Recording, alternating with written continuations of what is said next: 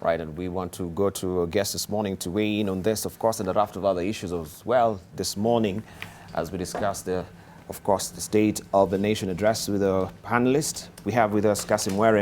Kassim is the Manager, Trade and Research from Kenya Chambers of Commerce and Industry. Also, we have Samar Alkandy, she is an entrepreneur and also political commentator. We have Joshua Kiptoo, lecturer, University of Nairobi Law Faculty, and also we have with us Senator Kennedy. Senator Kennedy is the senator of Nyamira County, right? Kennedy Mong'are. And we are eagerly waiting for Zulekha Hassan. She is also a nominated member of parliament from ODM as well. Good morning, gentlemen and lady. Good morning. Fantastic. Thank you very much. Right, looking at this particular State of the Nation address, and of course it's a splash today from the Business Daily, also to the Standard and the Daily Nation as well, which run through this particular dailies much later in the course of the program. What do you make out of it? What was actually the highlight of the high spot for you? Maybe we can begin with you, Joshua.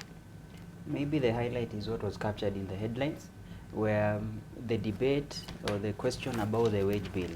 I think that is what stole the headlines, and my only concern is that, as has always been the case, I wouldn't be sure whether the same would be implemented. But that for me was the key highlight, that after the 2-3 months that we've experienced labor unrest, it firmly brings the question about the issue of wage bill, in the sense that the everyday civil servants, the workers across other sectors, they are feeling that for them they have to fight for a salary increment while the elected leaders are enjoying. So there is that disconnect, and I think the government is just feeling that their negotiating skill was undone by that glaring difference. But more importantly also, I think you cannot have a discussion about the wage bill without factoring the issue of the economy. And I think the president was, in my understanding, honest in saying that even though we may talk about the GDP figures, but the same has not been felt. If you just to take a walk out there and just have a discussion, I work in a more or less like a service sector, and the service sector for me is a small way in which you can test. And for the last 2 years, to be specific, it has been getting worse and worse, where businesses, even the business environment, despite more power production and everything, I don't feel the economy is in a healthy state. We can't talk about it confidently and say that the state of the nation is healthy. That is not true in whatever. So in a way, the president acknowledged, but in a small way, saying that the economic growth is not spread out to the rest. But I think generally, the state of the economy calls for a lot of questions and concern where we are. We may talk about the elections this year, but beyond the elections since 2015, we are not doing well. All right. Samar, as an entrepreneur, are you happy, of course, with the current situation of the state of economy? And from that particular address yesterday, what did you pick out? I think the Jubilee government has done a pretty good job to the nation. As an entrepreneur, it's difficult, and it's also enlightening for us, because as a woman in business, this government, for the first time, gave women, youth, and people with disabilities a platform to be able to compete on level ground. While before we used to compete with established organizations, now we find ourselves, we have a right to actually get a piece of the pie under the 30% procurement law that was passed. And it's difficult because, like my colleague said here, and my brother, that the common mwananchi is not feeling it. The common mwananchi is not feeling it because probably we are a consumer nation. We are not a producing nation, we're a consuming one. So if the effect of direct purchasing and buying of products affects the lower income people. Yeah, but overall, as an entrepreneur, I think the other issue we have is the payment system. We've been struggling with collections of payments from different institutions, especially county governments. Yeah. So you're happy still with this particular development? If the payment system is dilly-dallying for quite a while, yeah, that is bound to affect the business, yes. That is a challenge, but you see, you have to look at the bigger picture. we've done long-term investment as a government. I mean, the government has done very many long-term investments, which will be felt in the long term, not in the short term. Okay. So as much as it's difficult, we are making steps, and I think it's important to appreciate that we are making positive steps. Right. Yes. Okay. Let's hear from Senator Kennedy Mong'are. Good morning, sir. Morning, thank you for joining us. You forgot to introduce me as a serious presidential candidate. Other than being the senator of Nyamira, I'm of course, a serious presidential yes, candidate. I beg your pardon. Yes.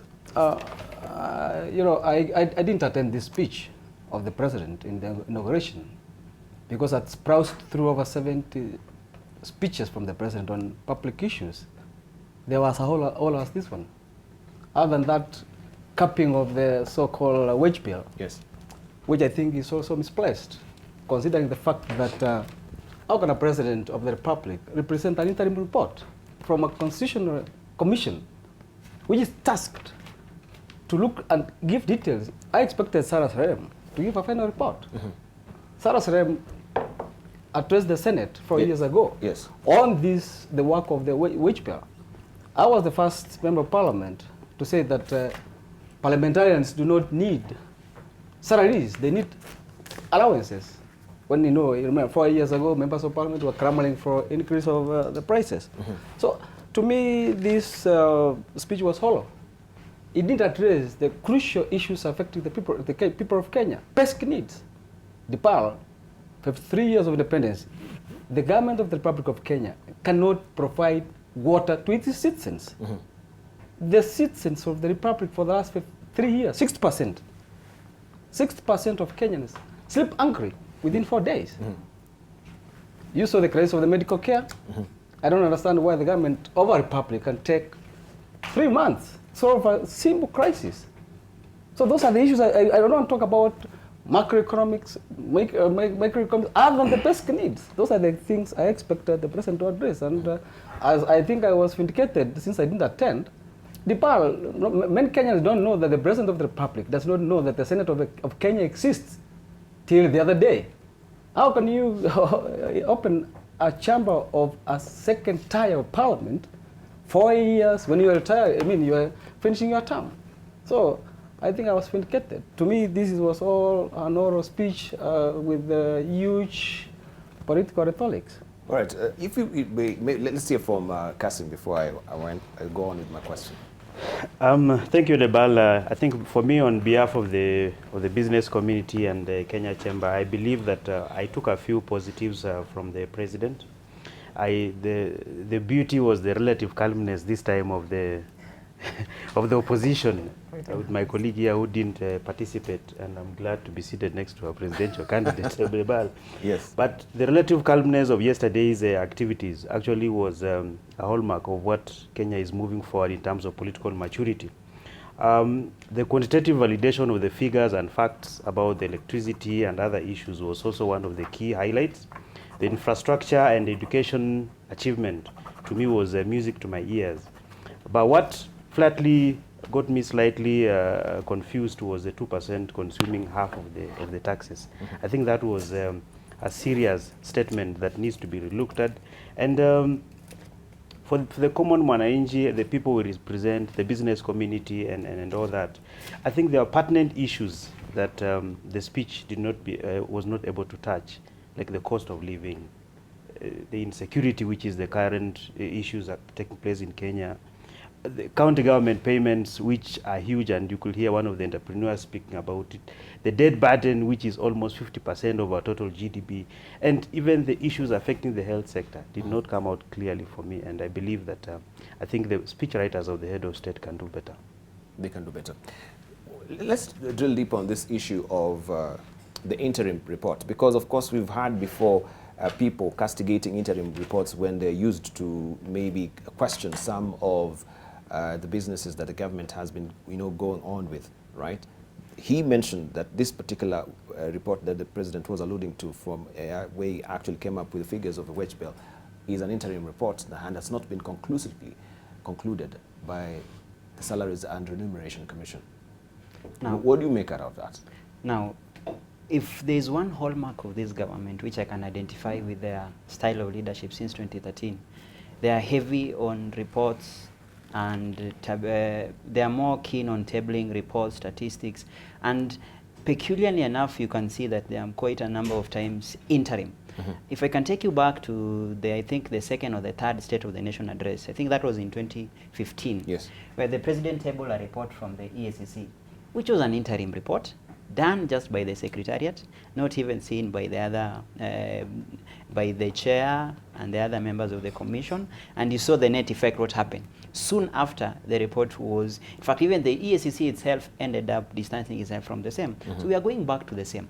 Importantly, I think yesterday when that debate came up and the President mentioned 50% of the wage bill, I picked up a small graph shared by the renowned economist David D, which he was showing the graph of the wage bill vis-a-vis the revenue. And according to his graph, in fact, it has been going down since 2015 from a high of 32 to all the way to 28. So that tells you was the same done rigorously and where we have all the facts, and that has been my key contention. They are more keen on reports and statistics, and I think the basis is always that Kenyans are not keen to follow through. Once we are given that, we take it hook, line, sinker, done. Then we never follow up. But when you follow up on the same, now that it is interim, it gives them a leeway that in the future, if we end up saying, no, that is not what exactly we meant and all that, they can easily come back and say it was interim. Now that we've done the final report, we are more certain. Importantly, maybe I can just come back and comment what I think some of my members of the panel have been saying.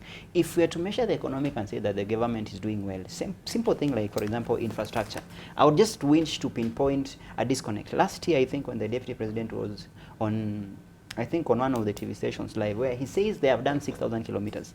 Yesterday, the President was talking about 1,900. In their report or in their promise, it was 7,000 kilometers. So you can see the disconnect. The disconnect, yes. There is a clear disconnect. So if only we could go beyond the speech and go into the details and the statistics, then we will get it clear. Even something to do with payment.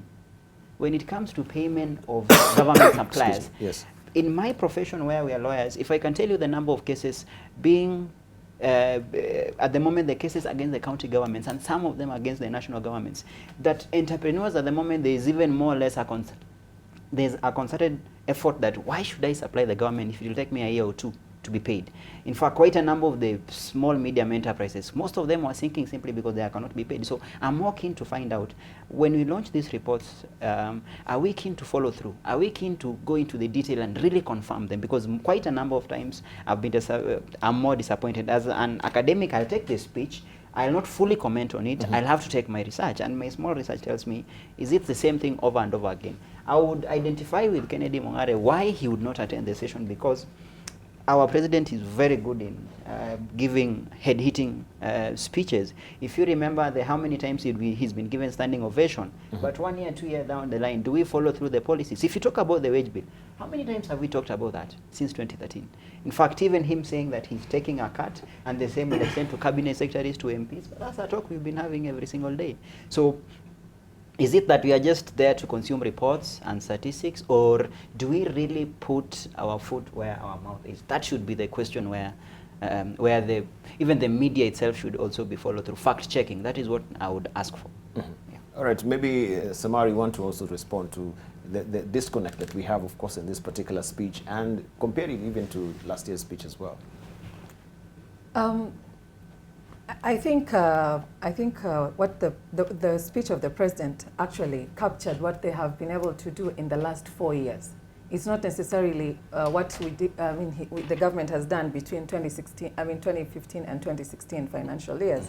So he kind of just gave us a wrap up of all the development agenda and all that the government has been able to achieve. So for some people, they might find this repetitive, but he was basically wrapping up because this was supposed to be his last speech before the elections.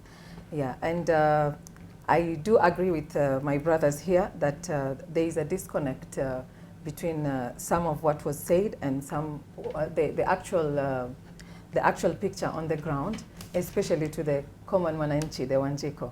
Yeah, and he clearly said that as much as you say the GDP has grown, the common mwananchi is asking what GDP? My packet of maize flour is still rising, on the rise.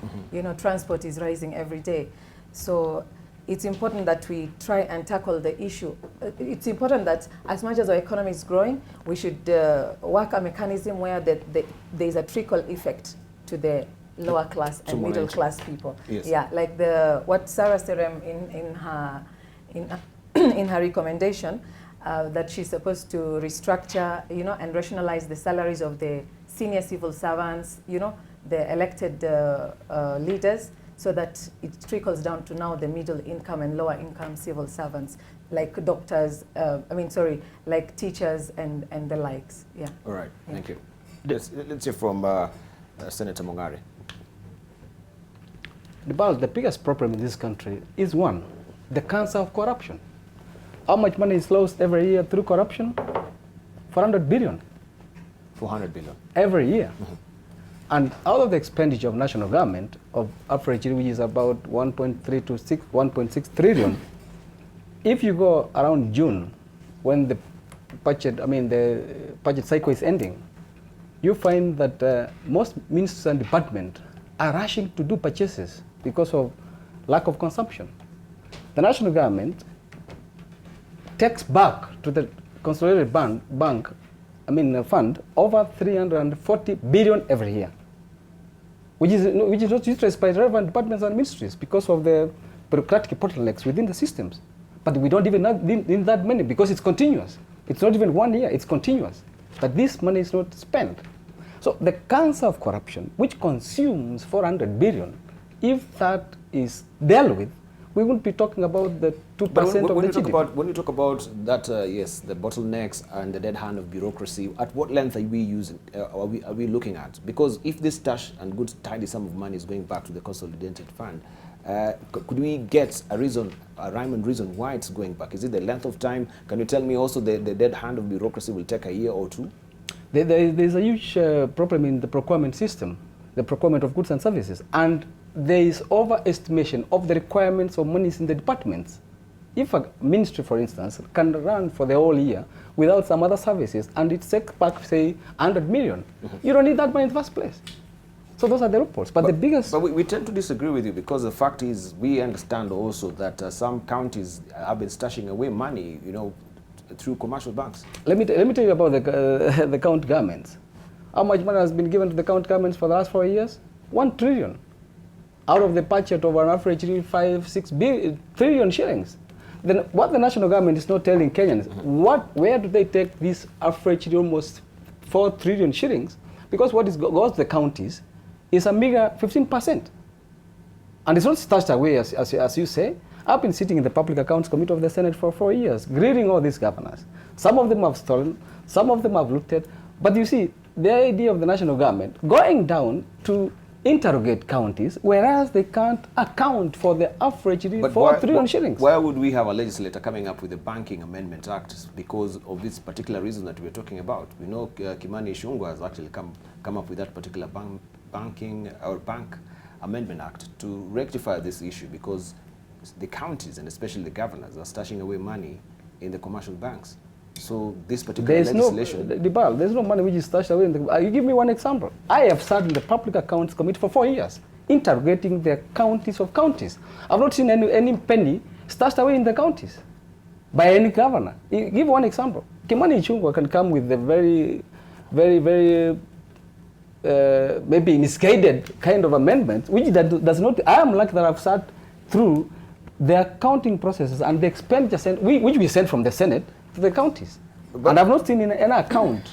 So who is fooling who? Because the Treasury has been saying that, money that has been disbursed to the counties, they've never been used by the governors themselves. And it goes back to the consolidated fund, as you said. No. The ones from the counties. But you agree with me, there was a statement from the Treasury alluding to that fact. No, it's a misguided statement for the centralists. The only county which does not consume every what they've been sent to is Turkana in the second year, whereby the governor of Turkana was receiving 11 billion. In the first year, it could only consume 8 billion. But the money went back to its revenue account at the Treasury. And there's this kind of, you remember the IFMI systems? Yes. Which is intentionally there, which cannot even, if the IFMI system is operationist of out of 10 aspects. It's only operationalizing 4. So some of this information is bad. You guys need to make a follow-up and get the particulars of these issues. All right. We'll come back to the issue of IFMIS as well. Let's hear from Kassim. I think when you hear the good senator speak, you will hear double speak from both the government and also the legislators. Because the one arm of government says that there's been no consumption, there's been no 100% utilization of the resources. And another arm says, yes, there's been utilization. It really confuses us as Wananchi. Yes. However, what I want to say, Debarl, is that from yesterday's discussions and from yesterday's speech, I think slightly as a people we were disappointed in the manner in which it was done. Because if Jubilee was giving a report card of what they have been able to do for the last 4 years, I slightly got confused whether it was a 1-year report or it was a 2-year report. I think the basics of even report preparations were not followed, because you look at what you plan to do and the progress and some of the challenges you have been able to achieve. Yes. And indeed, Debarl, you can agree with me that people are eager to hear certain things being said, because the theme of the discussion was actually a campaign tone that was set up by the whole scenario, because people wanted to hear what happened to, as a young person in Kenya, I wanted to hear what happened to the building of stadiums in each of the counties. I wanted to hear about employment, because you have been seeing companies lay off employees. Equity Bank did. Most of the banks have been able to lay off employees. We wanted to hear those things so that we can be able to know as Kenyans where we are heading. In terms of business, the tone set is that for the last 2 or 3 months, the momentum has been politics. And for me as a business person, the investors will shy away, because we were 4 months towards the election and the political temperatures are so high. You saw what happened in Mombasa, you saw what happened in Turkana. And I think for us, we as a people, we are concerned that this thing will be able to shove away investors who are prone to come to Kenya and be able to invest here. And my colleague here talks about what has happened in devolution, being actually the first guys who have been able to move devolution from 0 to the next level. I believe that if we have a government, and if my colleague here becomes the head of state or the chief executive of this nation, we are hoping that some of these loopholes will be eliminated, because they only said that they will tackle corruption, and then they said they have hired prosecutors. I mean, we want to see tangible items being undertaken, because as far as we are concerned, I think this government, and I'm not criticizing government because I'm part of government, but I'm saying that this government, and in terms of corruption and discussions around corruption, I think we have failed. We have failed. All right, let's see from Joshua.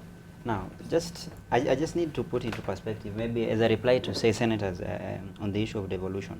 One thing that I think to find is that, you know, when you have the national government and the county government back forth, it is same, according to me, it's same old. Both levels of government have their own inefficiency. But I would rather put my bet on the county governments for their developing capacity. You cannot have a running system within 4 years. This is the first time where we have that huge amount of devolved funds. You can't compare with the national government that has been there for 40, 50 years. Importantly, if you look at the policies that the county governments were trying to implement, all of them were being pressed down right from the national government. I've had the privilege of teaching this public procurement and trying to understand how it works. The only reason why you'd find why we have less absorption is 2 things, according to me. One, as a country, people in positions, I don't think they have the interest at heart to just do what they are supposed to do. For example, if a ministry comes up with a line of things they are supposed to do, the focus is only those that can easily give rewards to the person in charge. But as to the everyday implementation, I feel the spirit is not there. And the same cancer was transferred to the county government, where you have a county government, for example, having budgeted for a particular infrastructural project, but due to the complexity and possibly the cut that they'll receive is smaller, they choose to ignore. So you just find the key case being, if we had officials just doing the job, and that's why I feel Jubilee came with a very strong agenda of infusing positive energy. You know, these are 2 young, you see, in our politics they are called the 2 young guys. So we expected the energy, and Like we needed that shock therapy, but we're not seeing that. Importantly, even the 30% youth and people with disability, I don't think that thing has been implemented. Personally, I've tried to bid for the same, and I don't think that is the case. If it is surely to try apply that, I don't think it is more on paper that generally what is the reality. And then if you talk about, I think my colleague was saying that even the report being presented yesterday, it was not a scorecard, it was not properly done. And according to me, it's simple. There's no magic about it. It's because what do you tell Kenyans? We've seen you 4 years. We've seen your government running 4 years. So what are you telling us? You can't tell me, for example, this is happening, yet I can't see myself. So that would explain why you'd find a bit of disconnect. I even saw something very glaring, that we've had only, in fact, the word was only 40 companies have exited, and 1532 companies have come in. And I think from where I sit, where we normally do company registration as a job, I'll tell you every single day we can churn out 100 companies registration. No doubt about that. To be specific, foreign companies would come in just to try see the market. When they are to come into the market, the first thing they'll come to lawyers, and lawyers will tell them, before you can do anything, set up a vehicle. You're a foreign company, you need a local subsidiary, or you need some bit of local shareholding. That is always the first step they always do. They always come in and do the registration and just incorporate a subsidiary.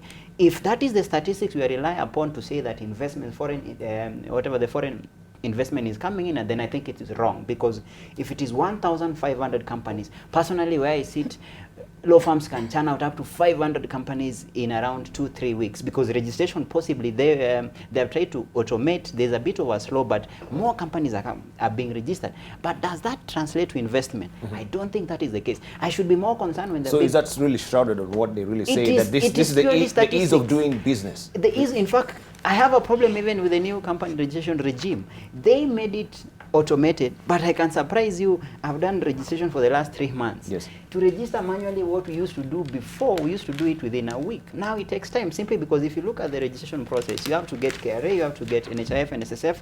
Now, they have, like, they made it a must that when you register a company, it has to get all those numbers. But the problem, that has not been translated, because the company section can do it in 2-3 days. But for you to get the KRA pin, NSSF pin, and as well as NHIF pin, that has not. So it is even taking longer, 3 weeks. The ease of doing business, according to me, would be, I would give them credit increasing power, but I'm more concerned. The guys at Chamber of Commerce can tell us, I was more surprised because the amount of power generation has gone almost double. They promised 58, they're almost hitting 5,800. But there was something glaring about a report 2 months, a report 2 months ago about power. 2 things. Kenya Association of Manufacturers stated clearly that power was cheaper in 2013 than 2016. So I was trying to struggle, like I was struggling with the disconnect. I thought with more power it would be cheaper. Importantly, the manufacturers exiting the market, most of them were saying it's the issue of power, and I thought we are having more power generation. So I would be more concerned if the government explains, how comes we have more power, but the cost is still high?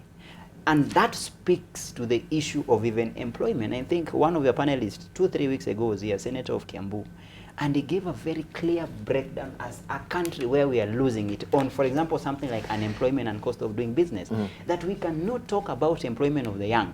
Up to 70% of the young people are unemployed. We can't talk about that if we don't talk about ease of doing business and the policies we make.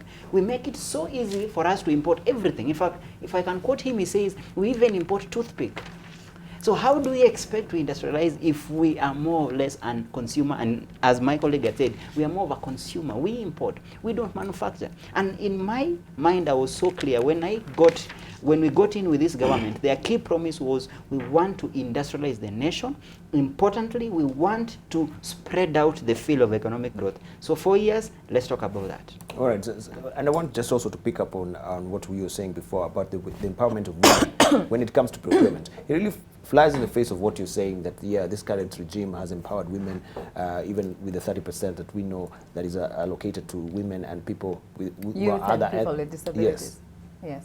What is your question? So my question is, he disagrees with you. You say, yes, the Jubilee government has really empowered women. Yeah. Maybe you're seeing it on a different kettle of fish Implementing altogether. is my key concern. Implementation. No, I think we would be wrong to say that the government is not implementing the 30%, and I'm not just, I mean...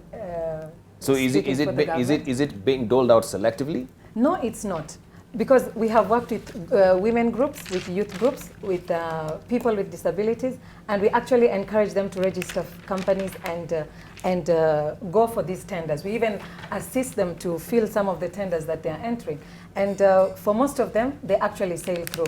Although our problem would be, excuse me, that they actually, they leave the lower jobs for these groups, like supply of cleaning materials, supply of scratch cards, supply of newspapers. So for starters, that's okay.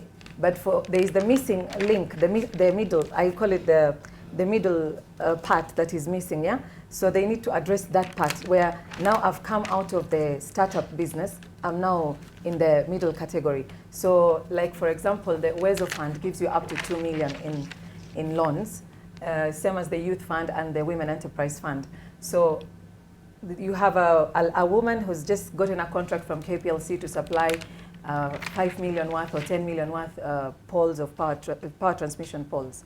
And they cannot access funds, you see. So they are addressing it. I have first-hand information that they are addressing the 30% procurement to women, youth, and people with disabilities.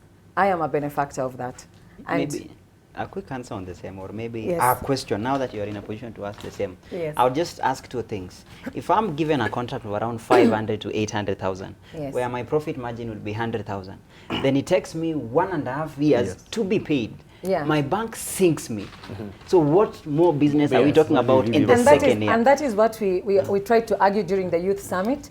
And the president was kind to actually order that this group is paid first before anyone else, the women, the youth, and the people with disabilities. I think it was sometime last year. But still, that's the crying foul. I wasn't. We are crying foul. I am also crying foul. I have bills with actually Mombasa County government that are since Kenya at 50.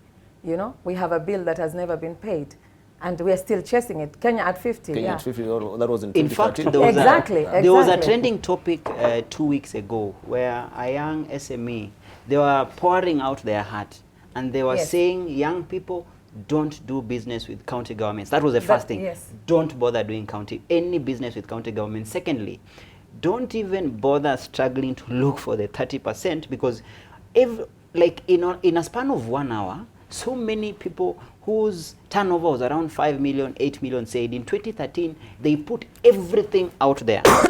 But 3-4 years down the line, most of them closed down. Are you not surprised when last year the same statistics were saying up to 2 million SMEs were closing down? If you saw the president personally intervening and giving an order, then it seems the system is wrong. If the chief executive has to step in a youth summit, as you say, and give an order, and my only problem with such orders, you know, they are verbal. As to whether they'll be followed, the system should run. Why should I run after the money? And then Debarl also, we should be honest about something. When it comes to government procurement, there's always the issue of facilitation, the cut. The young SMEs cannot compete on that. The bigger companies can't. They can give the so-called, whatever, the procurement officials and the people that make the decisions, first hand, like they can give them upfront, where they can even negotiate, because nowadays there are several levels of facilitation you need to do. You have to bribe to get the contract, you have to bribe to get paid. Surely a young SME that borrowed money, let's me assume from a SACCO, and it had given an 8-month period within which it should have paid, within 8 months it is still chasing after its payment voucher, and even in chasing that, the same SME will be told, we have 100 companies here, why should we give you a priority? The same guy is struggling, he's literally drowning, and he's still told, what do you have? So I think if you saw the president coming out and ordering, then in fact that was a clear testament that the thing was very good in paper, was very good in as a plan, but as to whether we executed it, and I've said personally, myself, I've tried. I have a young law firm, and we've even gone trying to get into, in fact, we are working with that AGPO certificate, just to try to tell these corporations that you promised, you said, and you find them a bit quiet and cool. In fact, some of them quietly would be honest with me and tell me, are you sure you want to really follow through this? And I'll tell them, let me try. Because they'll tell you, we'll give you the job, you'll do the job, but we don't guarantee you payments within the stipulated timelines. In fact, let me surprise you, under the Public Procurement and Disposal Act, there's a specific timeline given within which government has to pay, beyond which you have a right to even now, to even levy interest at commercial bank interest. Yes. I don't know if anyone has tried that. Right. We need to take a short break. Just briefly, let's hear from Kassim and, of course, from Senator Mong'are as well. Yeah, just Debarl, briefly, before we take a short break. Yeah, Debarl, on the same note, I think it reminds me of 2002, when Honorable Michuki said that everybody should be in a matatu that has a seatbelt. I think that was a time when Kenya spoke with one voice. Everybody was optimistic. Everybody in the country was warming up towards leadership. And I think you would see the optimism around it. Everybody would stop his car and put in people, and they would take them to wherever they were going, just to make sure that the government policies are put in place. The government procurement, the GPO, the 30%, was a very good initiative, a noble initiative that would have pushed this country to the next level. But the will to do it by my colleagues here and the people who are actually in power is what has impeded the whole thing. Kenya National Chamber of Commerce and Industry has put in an effort to try and see if we can be able to put in even a bill to compel these guys to be paying within a certain period of time. Yeah. Failure to which there should be a penalty that should be paid. So is there any bill in the offing? But it's even in the law. The law. Yeah. The law is there. The law is there, but you see the willingness to put this into practice is the challenge. You approach the county government, they say, we have not received money from the national government. The national government says, we have a big debt, we are hoping that we'll be able to put money in the next month. So I think the problem is bigger than we know. And during the recent meeting in Naivasha, Kenya National Chamber of Commerce and Industry put in place a stinging statement to the governors: pay the suppliers, because most people have closed shop. Yeah. And if it continues the way it is at this point in time, then it's going to be a crisis, because the debt burden locally, not the external one where we have trillions having as a debt, the debt burden, a local debt burden, is bigger. All right, it's bigger, and that is what also we'll drill deeper into briefly before we take a short break. Debarl, my learned junior here has spoken very well about the procurement law. You see, before one is given what's called the LPO, there must be funds in that account. Yes. What happens without that is what I don't understand. 70% of the young people, even old people who asked for services from national government and counties, have not been paid down 3 years. Some collaterals have been surrendered, repossessed. Mm-hmm. Some have committed suicide, a serious issue. Yeah. I know around 4 cases of people who have committed suicide. After they put in their collateral, they were depressed, they died. So this is the biggest problem of a weak presidency, of a weak regime. How can a president give a directive which is supposed to be an executive order and it's not followed? Thank you.